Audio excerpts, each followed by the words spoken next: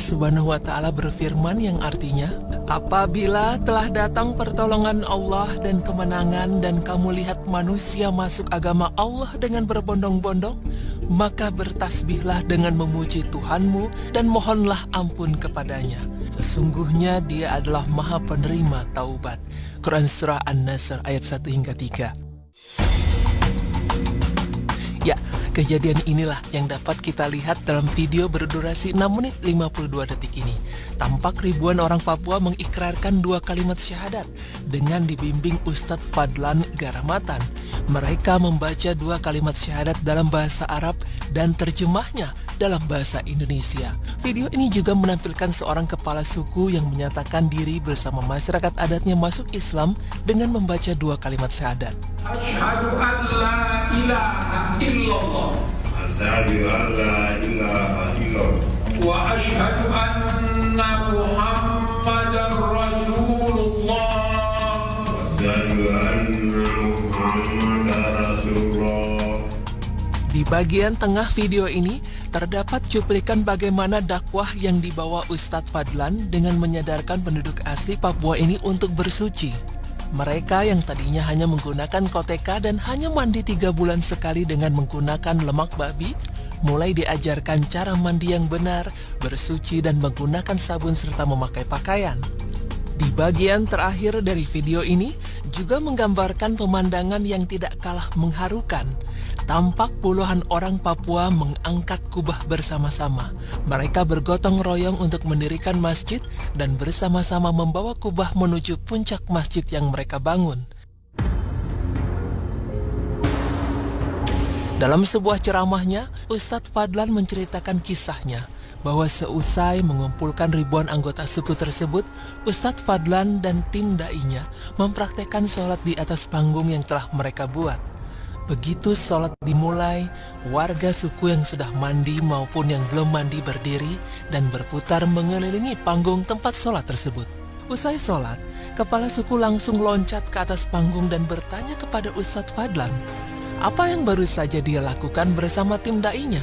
Dengan sabar, Ustadz Fadlan menjelaskan bahwa yang mereka lakukan baru saja itu adalah sholat yang dilakukan 5 kali sehari untuk menyembah Allah Subhanahu wa Ta'ala. Begitu mendengar penjelasan tersebut, kepala suku meminta Ustadz Fadlan dan timnya turun dari panggung.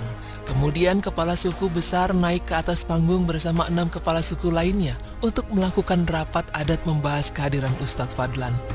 1,5 jam kemudian, kepala suku berdiri di atas panggung dan berteriak kepada warganya, hari ini kita senang, hari ini kita gembira, karena anak-anak ini datang mengajarkan kita agama yang benar. Dalam rapat adat kami sepakat bahwa kita semua yang berkumpul di lapangan ini mengikuti agama yang mereka ajarkan. Mendengar penjelasan dari kepala suku, sontak Ustadz Fadlan dan tim dai-nya sujud syukur dan menangis kepada Allah Subhanahu wa Ta'ala. Saat itulah sebanyak 3.712 warga pedalaman akhirnya mengucapkan kalimat syahadat dan memeluk Islam. Pemirsa, perjuangan dakwah yang dibawa Ustadz Fadlan Garamatan ini tidaklah mudah. Pengalaman mengislamkan orang non-muslim dimulainya di tahun 1980-an. Saat itu ia mengislamkan salah satu pemuka agama non-muslim bernama Alfonso. Setelah gigih berdakwah selama 3 bulan di keluarga Alfonso, akhirnya Alfonso bersama keluarganya mengucapkan syahadat.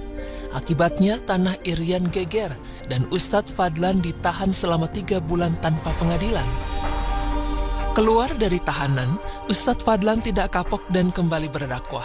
Ia kemudian menuju tempat bernama Kampung Gayem. Baru sampai di tempat tersebut, kepala suku langsung melempar tombak beracun ke salah satu kaki Ustadz Fadlan dan tepat mengenai betisnya. Ia pun harus masuk rumah sakit selama beberapa minggu. Setelah sembuh, ia kembali datang ke Kampung Gayem lagi hingga akhirnya kepala suku yang menombak kakinya masuk Islam.